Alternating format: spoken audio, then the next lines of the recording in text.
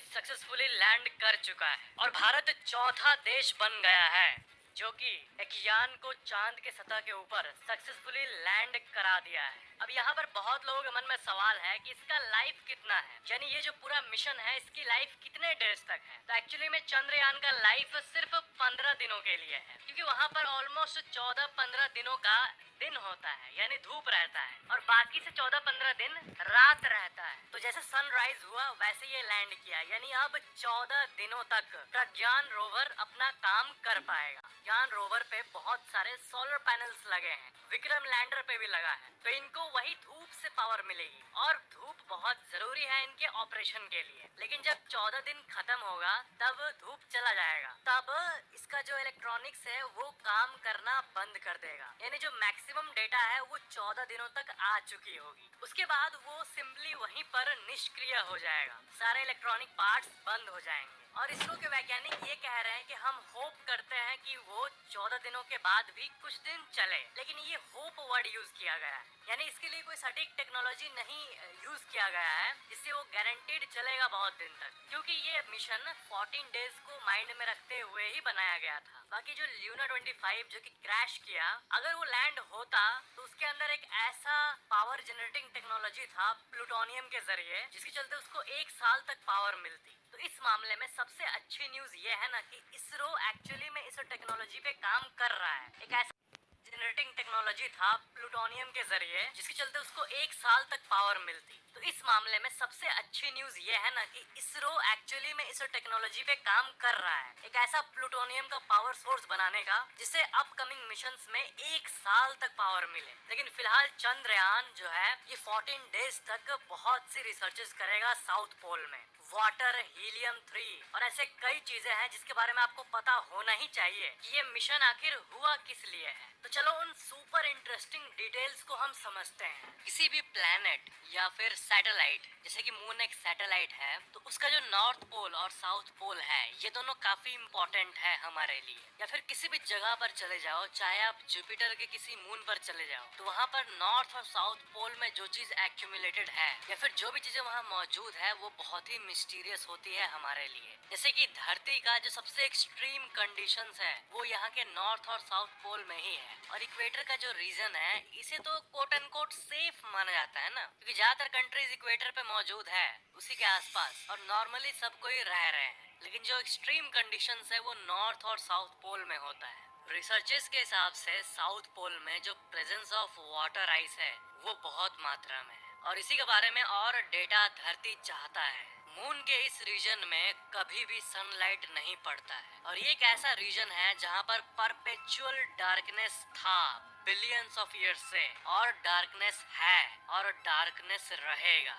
Water जो है ये सुनने में बहुत सिंपल लग रहा है, लेकिन वाटर सपोर्ट्स लाइफ, क्योंकि साउथ पोल पर वाटर आइस है। क्यों?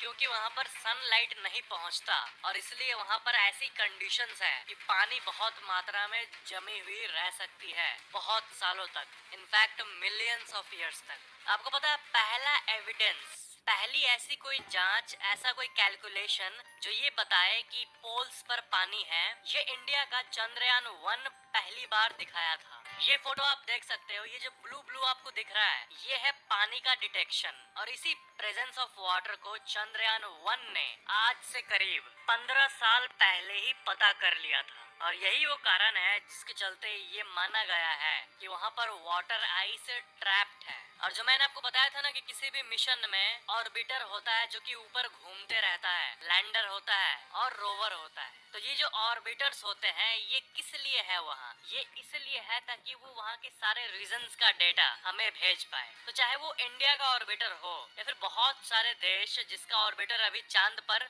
लाइव घूम रहा है, तो उन्हीं ऑर्बिटर्स ने ये डेटा भेजा है कि उस जगह पर आइस वाटर ट्रैप्ड हो सकता है। साउथ पोल का ये जो रीजन है, यहाँ के जो मून क्रेटर्स है वो अनटच्ड है, बिल्कुल भी सनलाइट से टच्ड नहीं है, क्योंकि वहाँ सनलाइट नहीं पड़ता है, और इसलिए वो जैसे था वैसे ही है एकदम शुरू से। तो जो सोलर सिस्टम का सारा रिकॉर्ड है, ये सोलर सिस्टम का ओरिजिन, इसका जो एविडेंस है वो अनटच्ड तरीके से वहाँ पर मौजूद है। मतलब समझ रहे हो ना कि वहाँ का जो रीजन है वो बहुत छोटे रीजन में है, वो बहुत ही ज्यादा अनइफेक्टेड है, सनलाइट से भी अनइफेक्टेड। जो एस्ट्रॉइड्स आके मून से टकराते रहते हैं, जिसके चलते वहाँ क्रेटर्स बनता है, वो भी ज्यादातर इक्वेटर को आके हिट करता है, और जो पोल्स वाले एरिया है वो ज्यादातर अनडिस्टर्ब्ड रहते हैं। तो यहाँ से हमें जो भी डेटा मिले, उससे हमारे सोलर सिस्टम के उत्पत्ति के बारे में भी बहुत जानकारी हमें मिलेगी। ऐसी और भी कई कैलकुलेशंस की गई है, जिससे ये पता चला है कि वहाँ पर hydrogen, ammonia, methane, sodium, mercury, silver, in fact इतनी सारी चीजें मौजूद हैं, और इसलिए उस जगह को the place for untapped resources माना जाता है। यानी ऐसी जगह जो कि खजाना है लेकिन उसको कोई टैप नहीं कर पाया है। चांद का जो साउथ पोल है, वहाँ पर टेम्परेचर -150 से -200 डिग्री सेल्सियस तक पहुँच जाता है। मतलब जितने भी इलेक्ट्रॉनिक इक्विपमेंट्स होंगे, जैसे कि सोलर पैनल या फिर उसका बॉडी या फिर उसके चक्के,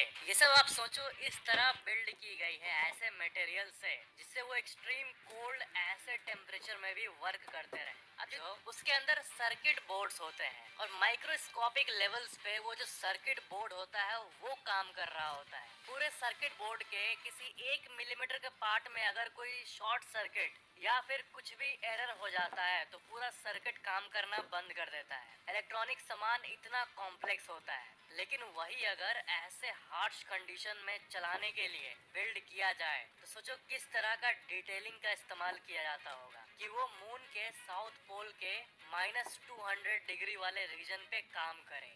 एक सवाल जो आप लोगों में से बहुत लोगों के मन में आ सकता है कि अगर साउथ पोल में लाइट ही नहीं है, सनलाइट आता ही नहीं है, और इधर मैं कह रहा हूँ कि रोवर को पावर पाने के लिए सनलाइट की जरूरत है, तो फिर ये कैसे होगा? तो इसका आंसर ये है कि साउथ पोल के उस इलाके में जहाँ पर लाइट नहीं पहुँचता, वहाँ पर एग्जैक्टली नहीं जाएगा, उससे थोड़ा दूर ही तक रोवर जाएगा जहाँ तक लाइट थोड़ा पहुँचे। तो ये है इसका आंसर, एग्जैक्टली डार्क वाला फेज में नहीं चला जा रहा है, क्लोज टू साउथ पोल, एकदम नियर टू साउथ पोल, जहाँ पर लाइट पहुँचेगी वहाँ पे जा रहा है रोवर। हमारे यूनिवर्स में ऐसे कई एलिमेंट्स हैं जो कि धरती के लिए हो सकता है रेयर हो, यहाँ पर हम इन्हें quote and quote rare earth minerals कहते हैं। लेकिन ऐसी कई जगहें हैं हमारे यूनिवर्स में जहाँ पर वही चीजें एबंडेंस में अवेलेबल है। आपने उस प्लेनेट के बारे में सुना होगा जो कि डायमंड का बना हुआ है, डायमंड प्लेनेट कहते हैं इसे। तो ये पूरा प्लेनेट खरबों डॉलर का होगा, पूरे विश्व में इतना पैसा है उससे 1000 गुना ज्यादा उसको मिल जाएगा जो इस प्लेनेट का डायमंड ला दे धरती पर। क्योंकि डायमंड धरती के लिए रेयर है लेकिन वहाँ के लिए रेयर नहीं है।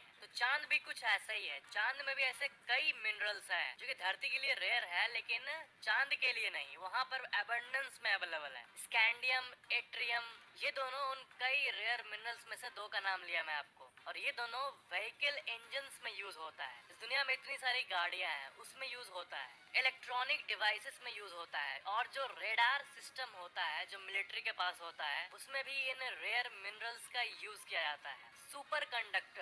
सुपर कंडक्टर्स में भी इनका यूज किया जाता है। हीलियम 3 जो कि एक रेयर एलिमेंट है, ये एक ऐसा गैस है जो कि क्लीन और पावरफुल फ्यूल के तौर पर यूज किया जा सकता है। कहाँ पर? न्यूक्लियर फ्यूजन रिएक्टर्स में। और ये धरती पर कम है लेकिन चांद में बहुत मात्रा में है। और फाइनली वाटर से बड़ी चीज और क्या होगी? अब ल्यूनर आइस अगर मिल जाए तो इससे बड़ी बात और कुछ नहीं होगी। He3, हीलियम 3, इसको आप हल्के में मत लो प्लीज। हीलियम 3 जो है ये एक ऐसा एलिमेंट है जिसको कि मैजिकल माना जाता है। आपको पता है ये एक extremely rare form of helium है जो कि सूरज यानी सन के कोर में पाया जाता है, और कोर से फिर वो धरती और चांद और बाकी प्लैनेट्स की तरफ छोड़ा जाता है। यानी सन से तो कई चीजें रेडिएट होते रहती है। तो ये जो हीलियम 3 है ये उसी में से एक है, और ये चार्ज्ड पार्टिकल है, और ये चार्ज्ड पार्टिकल्स हीलियम 3 के हमारे धरती के मैग्नेटिक फील्ड जो है इससे डिफ्लेक्ट हो जाते हैं, क्योंकि धरती का जो मैग्नेटिक फील्ड है ये हमें प्रोटेक्ट करता है इन चीजों से। तो ये जो हीलियम 3 है ये धरती पे कभी हिट ही नहीं होता, लेकिन चांद जहाँ पर मैग्नेटिक फील्ड नहीं है,